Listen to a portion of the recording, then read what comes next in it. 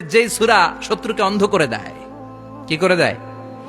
এই সূরার প্রথম 9টা আয়াত যদি বিপদে পড়ে, শত্রুর কবলে পড়ে আপনি তেলাওয়াত করেন, শত্রুর চোখটারে অন্ধ করে দিবে কে? আল্লাহ। বিশ্বনবী মক্কা থেকে যখন মদিনায় যায়, হিজরতের সময় বিশ্বনবী সূরাত ইয়াসিনের প্রথম 9টা আয়াত তেলাওয়াত করলেন। তেলাওয়াত করে আল্লাহর নাম নিয়ে ঘর থেকে বের হলেন। আশেপাশে কাফেররা ঘুরে কিন্তু বিশ্বনবীরে দেখে না। সবাই খেলে এরকম এরকম করে, ডানে বায়ে হাতায় বিশ্বনবীর সামনে দিয়ে যায়, কিন্তু কাফেরদের চোখ অন্ধ করে দিয়েছে কে? আল্লাহ। এজন্য কোরআন তেলাওয়াত করলে কাফেরদের চোখকে অন্ধ বানায় দেয় কে? আল্লাহ। এজন্য সূরার একটা নাম হচ্ছে সূরাতুল মুইম্মা। কি নাম? অন্ধ করে দেয়। তাফসিরে কুরতুবির মুসান্নিফ ইমাম আল কুরতুবি, উনাকে জালিম বাদশা বন্দী করেছিল। ওনার তাফসিরে এসেছে উনি শক্তিশালী লোক ছিলেন, জেলখানা ভেঙে বাঁচার জন্য দিছে দৌড়।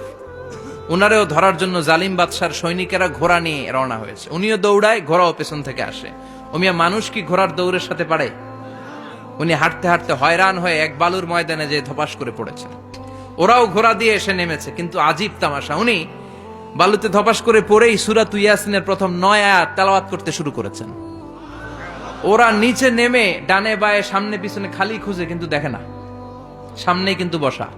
ওদের চোখটার অন্ধ করে দিছে কে? আল্লাহ। বিশ্বাস হয়? ঈমান হয়? এজন্য বিপদে পড়লে সূরাত ইয়াসিনের প্রথম 9 আয়াত পড়তে রাজি আছেন? আল্লাহ তুমি তৌফিক দাও।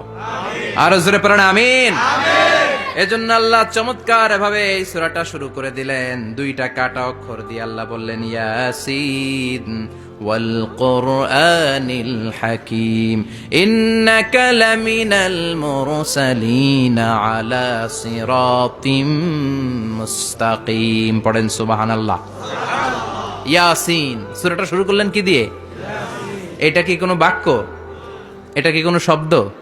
এটা কি অক্ষর? 2টা।